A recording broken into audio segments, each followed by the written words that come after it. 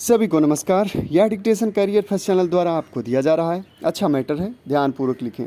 Ready start. महोदय, पंचवर्षीय योजनाओं के अध्ययन से पता चलता है कि जनसाधारण के जीवन स्तर को उन्नत करना आयोजन के लक्ष्यों में एक प्रमुख लक्ष्य माना गया है। द्वितीय पंचवर्षीय योजना ने अपने भावात्मक विवरण में ऐसा वातावरण कायम करने की ठानी जिसमें छोटे लोगों की उन्नति हो सके।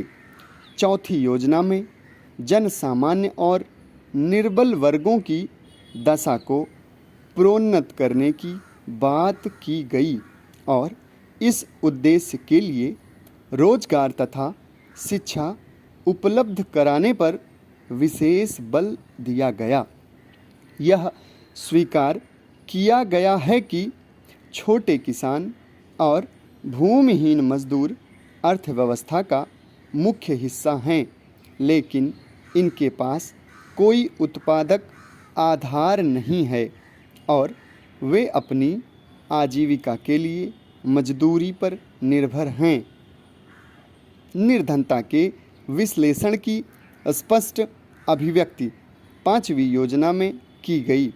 पांचवी योजना के प्रमुख उद्देश्यों में गरीबी हटाओ कार्यक्रम को शुरू किया गया।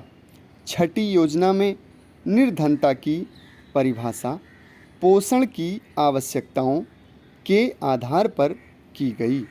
कहने का तात्पर्य यह है कि अब तक लगभग सभी पंचवर्षीय योजनाओं में और इसके अलावा कई ऐसे कार्यक्रम सरकार की तरफ से चलाए गए जिनसे निर्धनता समाप्त करने में मदद मिल सके। उदारीकरण के बाद से इस दिशा में काफ़ी हद तक सफलता भी मिली है, लेकिन पूर्ण उन्मूलन अभी भी स्वप्न सा लगता है। नरेगा या मनरेगा जैसी योजनाएं भी गरीबी उन्मूलन की ही दिशा में चलाए गए प्रमुख कार्यक्रम हैं। दरअसल गरीबी हटाने की बहुत सी योजनाएं कार्यान्वयन के दौरान विकृत रूप धारण कर लेते हैं या तो इन्हें छोड़ दिया जाता है या फिर इनके बारे में ढुलमुल नीति अपनाई जाती है।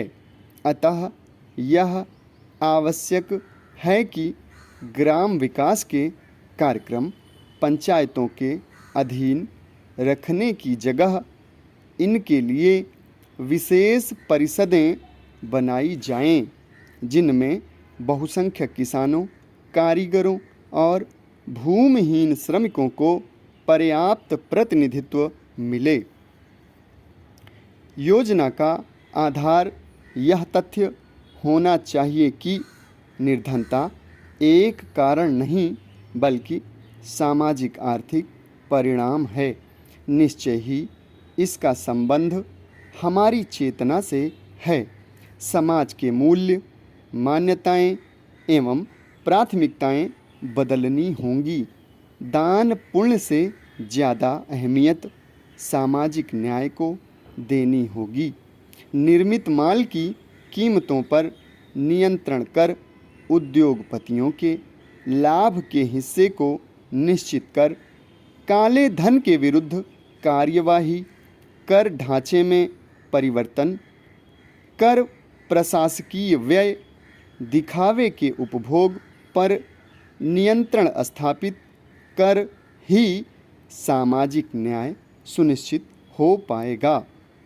हमारी सामाजिक आर्थिक नीति ऐसी हो जिससे सबकी भूख प्यास मिट सके।